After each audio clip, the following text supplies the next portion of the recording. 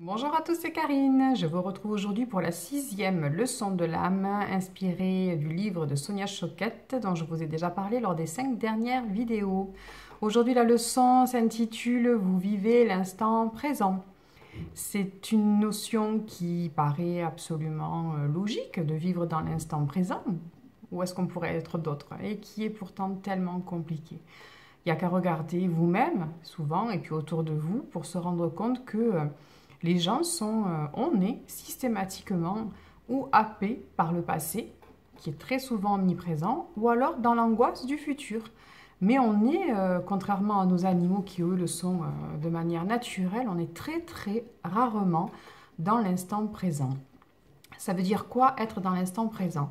Être dans l'instant présent, c'est être en conscience de ce qu'on est en train de faire et rien d'autre. Voilà, c'est-à-dire que j'ai conscience, je pars promener dans la nature, j'ai conscience de mes pas qui foulent le sol, j'ai conscience de la brise du vent qui caresse ma joue, j'ai conscience du chant des oiseaux dans les arbres, j'ai conscience de toutes ces petites choses.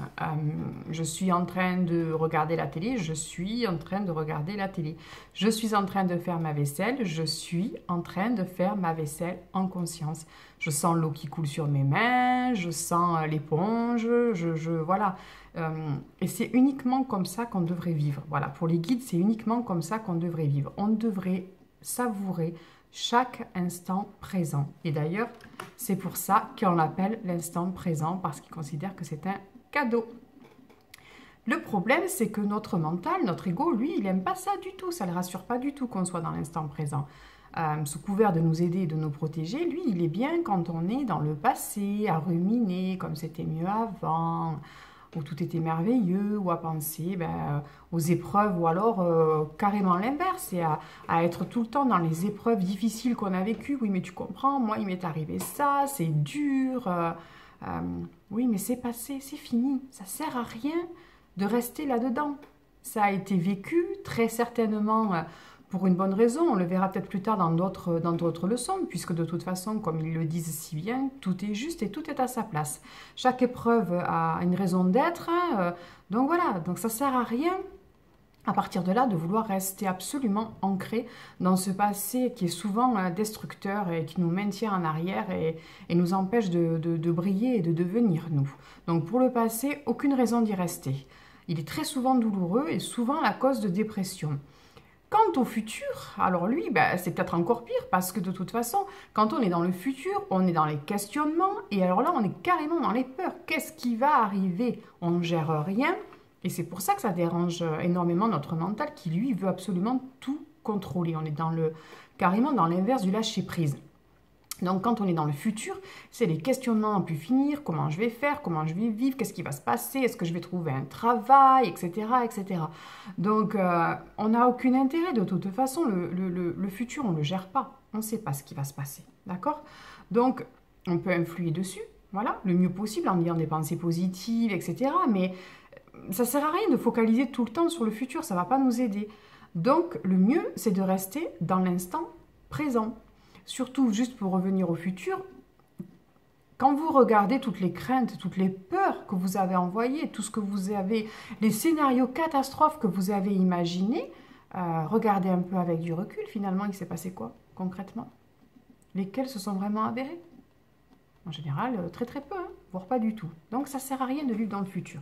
Donc le mieux c'est de s'ancrer dans l'instant présent, d'être en conscience de ce qu'on est en train de faire à chaque instant de la journée.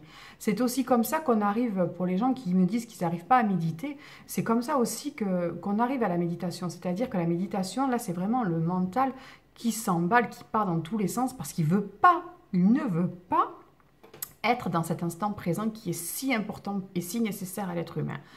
Donc, quand vous sentez que vous avez les pensées qui partent dans tous les sens, revenez à l'instant présent, aux sensations que vous éprouvez. C'est pour ça qu'on demande pendant les méditations à se focaliser sur la respiration. C'est pour s'ancrer dans le moment présent. Moi, mon petit truc, c'est d'écouter le tic-tac de l'horloge, qui énerve en général autant. Et bien là, dans ce cas-là, il aide vraiment le mental à se calmer. Voilà, c'est ce qu'on dit, donner un os à ronger au mental pour rester dans cet instant présent. Le but de rester dans l'instant présent, ça va être de s'ancrer vraiment, de laisser passer ses peurs, de laisser passer ses angoisses, etc. Quand on est ancré, on n'a aucune raison de s'inquiéter. Parce qu'à l'instant, là, celui-là, on n'a pas de raison de s'inquiéter. Tout va bien. Les 3 quarts du temps, tout va bien. Et si jamais ça ne va pas, de toute façon, pour l'instant, à cet instant T, on ne peut rien y faire. Donc, ça ne sert à rien de s'angoisser. Donc, cette leçon, c'est pour vous montrer le pouvoir de créer, que le pouvoir de créer repose uniquement dans l'instant présent. Voilà, pas dans le futur. Voilà, c'est vraiment très très important de rester dans cet instant présent. Le but de la leçon, c'est de démontrer le pouvoir qui découle du fait de vivre dans le présent. Voilà pour cette petite leçon. J'espère que vous avez bien saisi cette importance de vivre dans le moment présent. Vous pouvez bien entendu me contacter si vous avez besoin de précision. Je vous embrasse et je vous dis à bientôt pour la prochaine leçon. Bonne journée!